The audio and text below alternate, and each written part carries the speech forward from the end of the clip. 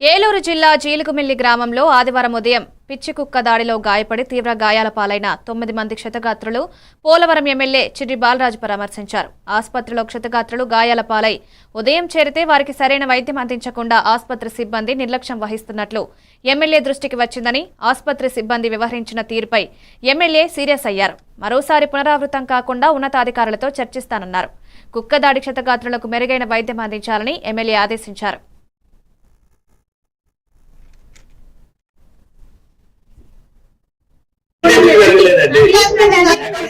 ఇప్పుడు అమ్మ ఇప్పుడు అమ్మా సోమరెడ్డి గారే కదా, ఇప్పుడు నేను వచ్చే ముందు గేట్ కుట్టినట్టు కొడుతున్నాడు అతను.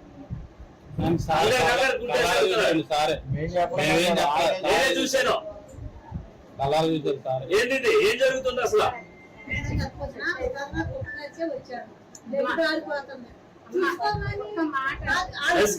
ఇదంతా రక్తాలేనా? రక్తాలా ఏంటంటే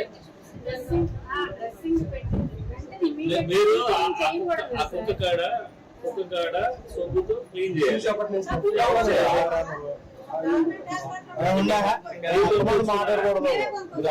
ఏంటంటే మీరే గుర్తొచ్చారా?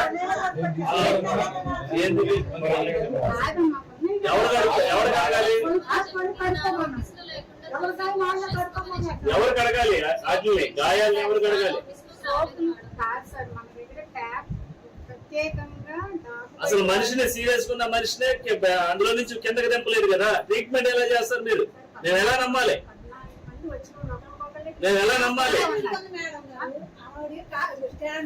మేము పట్టుకొని ఎక్కేస్తాం. అంబులెన్స్ అయినా ఆటోలైనా మేము పట్టుకొని ఎక్కేస్తున్నాం. మరి అసలు అంబులెన్స్ దిగేటప్పుడు మీరు సాయం చేయాలి. మీరు వెనక రండి అన్నారు. మరి పేషెంట్ ఒక మనిషి రావాలి.